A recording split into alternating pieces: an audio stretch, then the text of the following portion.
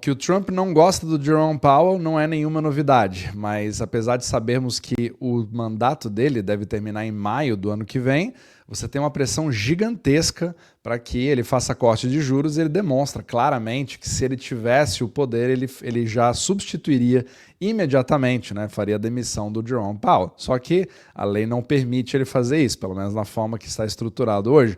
Só que isso não impede dele criar uma pressão gigantesca pelo sucessor, e ele já está ali mostrando claramente que ele quer nomear um próximo sucessor, e você já tem rumores fortes de que o próprio secretário do Tesouro, Scott Bessent, seja essa pessoa. Mas se isso acontecer, e ele é do Tesouro, e o Fed e o Tesouro são entidades diferentes, como é que essa dinâmica vai acontecer? Será que nós vamos ter uma fusão entre os dois? Ou, mesmo que não haja uma fusão específica, você tenha uma forma de política fiscal e monetária ao mesmo tempo, dando um controle total para o Trump? E é isso que eu quero falar no capítulo de hoje. Então isso aqui foi um artigo da Bloomberg mostrando como o próprio Scott Bessent vem se tornando ali o mais cotado para se tornar o novo chairman do próprio Fed, e hoje ele é, né, o secretário do Tesouro, controlando ali os gastos fiscais. Então, só para aqueles que não sabem direito, quando a gente fala do Tesouro, a gente fala de tudo que é gasto governamental, gasto fiscal e a produção de dinheiro, né, a famosa impressora dentro dos Estados Unidos, porque ela acredita imediatamente os bancos nos gastos, apesar de você ter ali um teto da dívida baseado pela legislação, mas não pela mecânica monetária, né? Os membros, em vídeos para membros que eu faço aqui no meu Substack e também aqui no YouTube, eu explico claramente como que funciona toda essa mecânica monetária.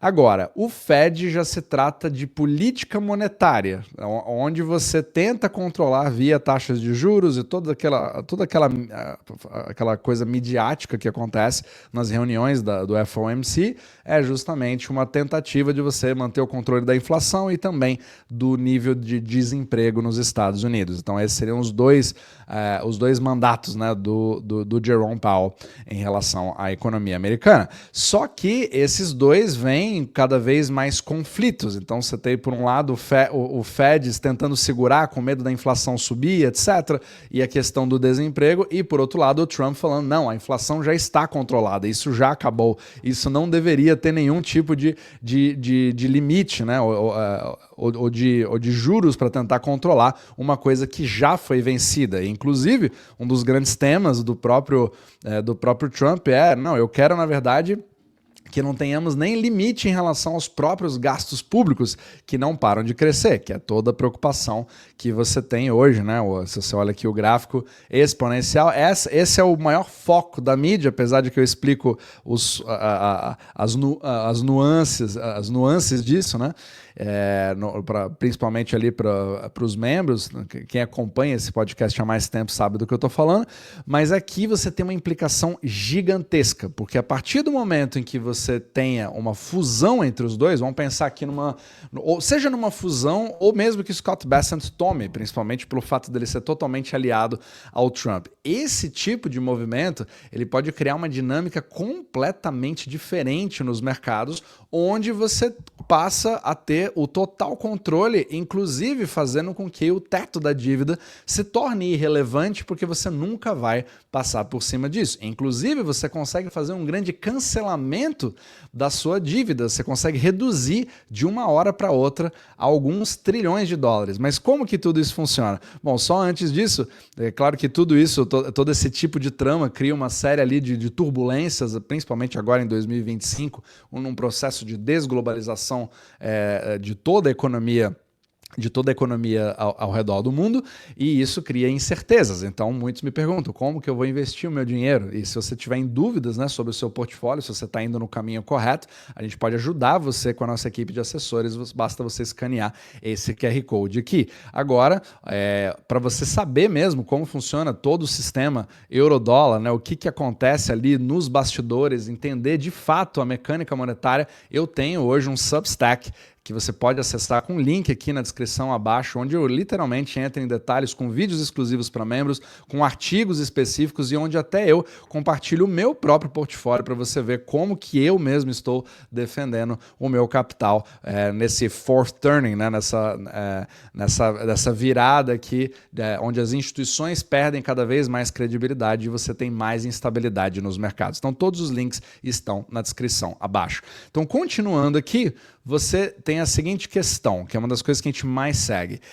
Por um lado, você tem o Tesouro. Então, o Tesouro, ele tem a conta dele que a gente chama de TGA, ou seja, é a conta corrente dos recebimentos de impostos, né, e também dos bonds americanos para colocar dinheiro nessa conta e, tecnicamente, a partir dessa conta que você paga as coisas, todas as despesas públicas. Então, nesse exato momento, nós estamos ali com aproximadamente 376 bilhões de dólares e essa conta vem caindo cada vez mais porque estamos ali com aquela grande discussão do teto da dívida que precisa ser renegociado e os Estados Unidos não podem ficar emitindo novas dívidas a não ser que você role as antigas. Então eles estão tirando dinheiro daqui, entre aspas, né? Quem entende da mecânica monetária sabe que dinheiro nessa conta não existe, né? Então os membros sabem muito bem do que eu estou falando e você vê exatamente como isso vai gerando a liquidez que nós temos no mercado, porém isso pode criar alguns tipos de gargalo lá na frente quando essa conta chegar a zero e você não tiver algum tipo de negociação, certo? É ali que tecnicamente os Estados Unidos entram em falência, né? Acontece o shutdown no governo, mas como a gente sabe é sempre um teatro. Isso é o lado do Tesouro. Agora o lado do Fed, você tem que tratar o Fed, esse é o balanço do Fed. O balanço do Fed, você tem que tratar ele como se ele fosse uma empresa. Então, o Fed é aquele que executa as ordens do Tesouro. Então, se você tem um gasto governamental, o Tesouro manda o Fed criar um dinheiro do além e creditar uma conta no JP Morgan, por exemplo, para os gastos governamentais.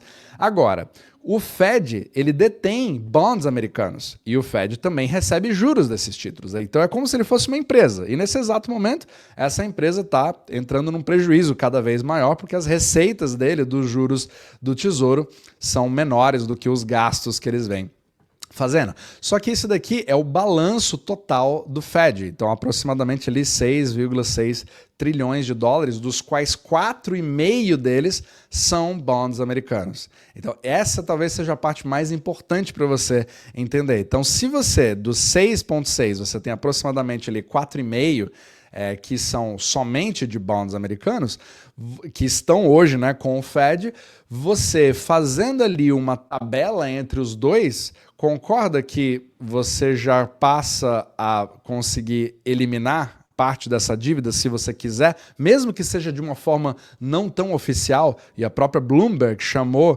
isso de, não está aqui nessa descrição aqui, mas eu vi um outro artigo da Bloomberg falando que estaríamos na criação do Shadow Fed, ou seja, você cria um tipo de Shadow Banking, onde você faz uma tabelinha, porque se você passa a ser o Tesouro e o Fed ao mesmo tempo, você tem o controle total da sua própria dívida, você consegue pagar a si mesmo, né? Aquela famosa piada, né? Você se paga a si mesmo sozinho e aí você elimina todas aquelas dívidas e você faz com que esse gráfico aqui acabe sendo cortado ali de uma hora para outra, mas melhor ainda, se hoje você tem essas barras cinzas que significam todas as negociações de subir mais ainda, né, o teto da dívida pública, e se você puder controlar de tal forma, onde o Fed compra essas dívidas e você faz o Fed pagar as próprias dívidas do Tesouro, quitando, porque você mesmo é um emissor e tecnicamente você nem precisaria desses bonds, na verdade nunca precisou, né? Quem fala ali sobre, se você analisar pela lente do MMT, né, Modern Monetary Theory, infelizmente, né, apesar de ter um monte de problemas, ele ajuda muito a identificar tudo o que acontece com a mecânica monetária, da criação do dinheiro e como você lida com os próprios bonds. Então, se você tem essa capacidade de fazer essa tabelinha, você consegue passar a eliminar parte dessa própria dívida. Então, imagine que você tenha um programa onde você compra a sua própria dívida, faz ela ser quitada, né, uma recompra com o próprio Fed, nada sai do balanço entre essas duas entidades, então não envolve necessariamente a economia real, nós estamos falando simplesmente de uma coisa que foge da liquidez global hoje, a não ser que você coloque isso de volta no mercado, e aí você elimina 4 trilhões de dólares dos 36, começa a baixar para 32, mas melhor ainda, digamos que você coloque um determinado teto, você conseguiria, em princípio, fazer com que nunca estourasse o teto. Então, será que, às vezes, é uma forma de você interpretar o próprio desejo do Trump em relação a não ter mais limite? Ou seria mais ou menos o mesmo princípio, né? Você nunca alcançar o limite porque você tem uma forma de escoar via shadow banking dentro do próprio Fed, é praticamente a mesma coisa do que você eliminar o teto da dívida. Claro que aqui eu estou falando de possibilidades, especulações, mas para você ver um pouco como o movimento político ele está sendo cada vez mais importante, e a macroeconomia por si só, ela não adianta mais. Você não pode mais entender a macroeconomia se você não entender que ela é só mais uma peça de um jogo geopolítico, o que o próprio Michael Lavery, do Rabobank, chama de statecraft. Então ela parte de uma estratégia maior, de uma estratégia de interesses nacionais, de uma estratégia de alianças, de um mundo cada vez desglobalizado. E o mais incrível é que o próprio Brent Johnson falou várias vezes, para mim inclusive, né, a gente já trocou ideia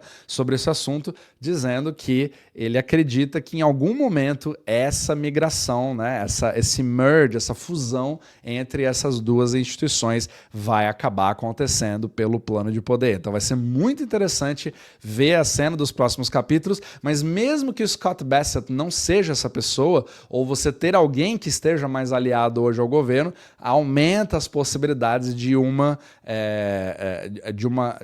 como se fosse assim uma tabelinha entre os dois acontecer cada vez mais. Então, vamos ver a cena dos próximos capítulos, mas isso só coloca aí mais pimenta, né, todo esse caldo de volatilidade que nós estamos tendo a partir de 2025 e realmente, literalmente uma nova era.